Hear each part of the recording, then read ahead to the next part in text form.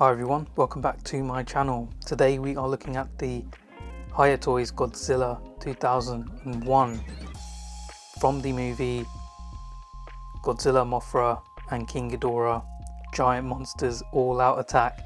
That is a mouthful to say. It's also known as GMK, which is definitely a lot easier to say. But I've been waiting a while to get this. I know a lot of people have. With Hiya Toys, they like to take their time with releasing their figures, but I'm not really going to complain. If they need a little bit extra time to finalize everything, then that's completely fine with me. But this has been one that I have been waiting for.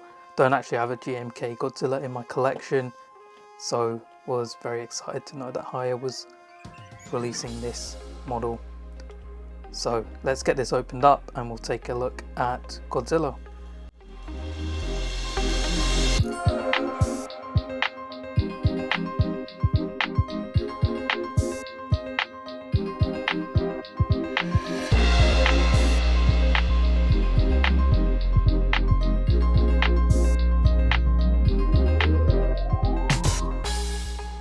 In the box we do get a additional set of hands here, which are these closed hands that you see in here, like we got with the 1991 Godzilla.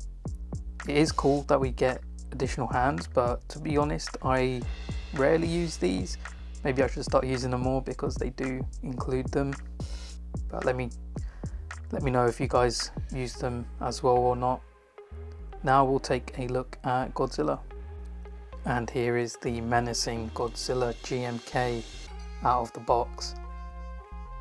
First impressions, I am quite impressed with this. He looks really awesome.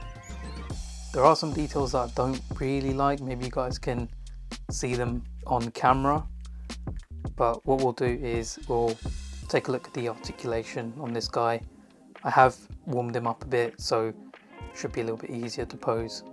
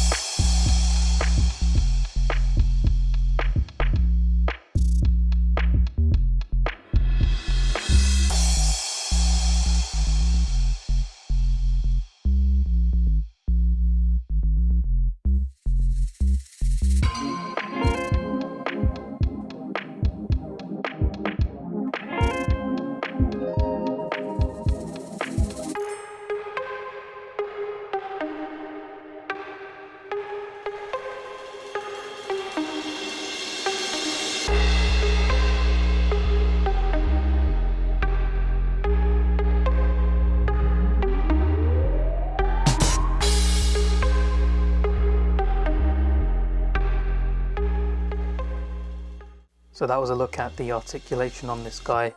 He still was a little bit stiff, even though I did warm him up a bit, but over time the joints will loosen up a bit more and you'll get a lot more range from them. But if you are planning to do some dynamic poses, definitely do warm him up. So now we'll take a closer look at the details on Godzilla GMK, and we'll start off with the head here. And it does look very menacing. You can see those cloudy eyes filled with the souls that are controlling him. Just looks so cool. And if we open up the mouth here, you can see Godzilla's teeth are done so nicely. And the inside of the mouth is done really well.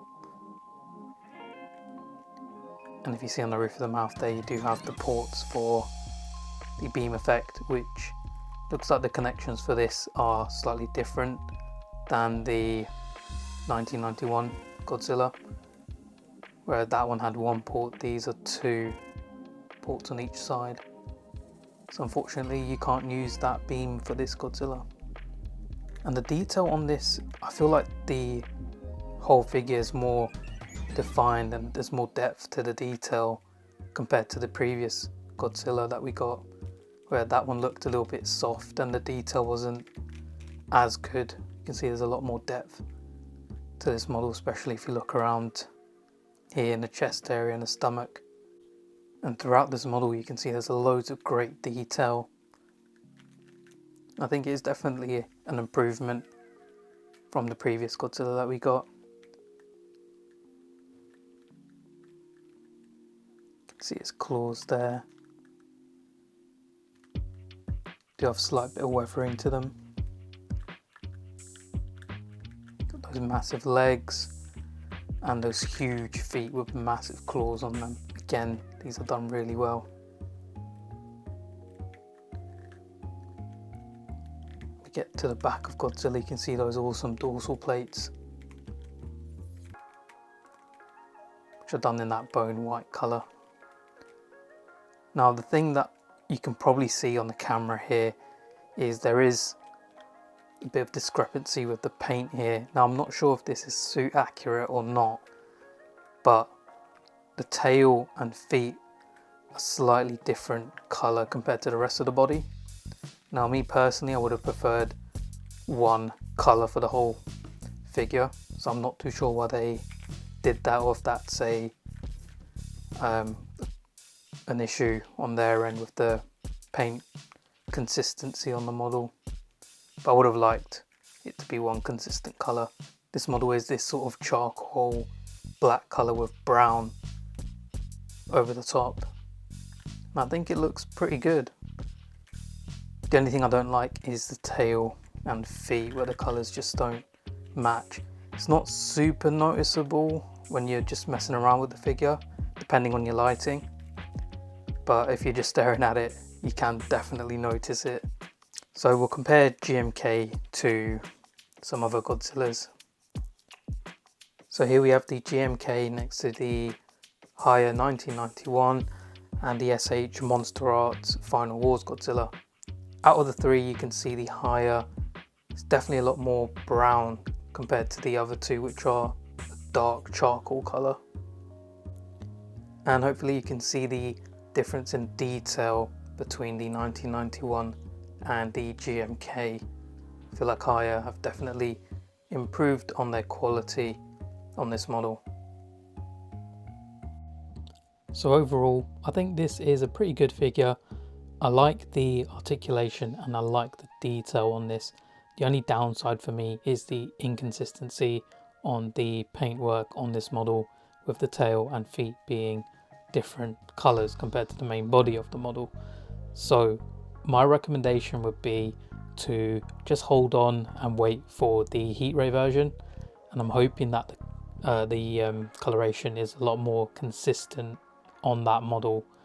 But if you can't wait and you're like me, just go ahead and buy it. I didn't have a GMK Godzilla in my collection, so I just decided to go ahead and buy it. I'm not really disappointed with it. I think it's pretty good. The coloration issues aren't that big of a deal for me.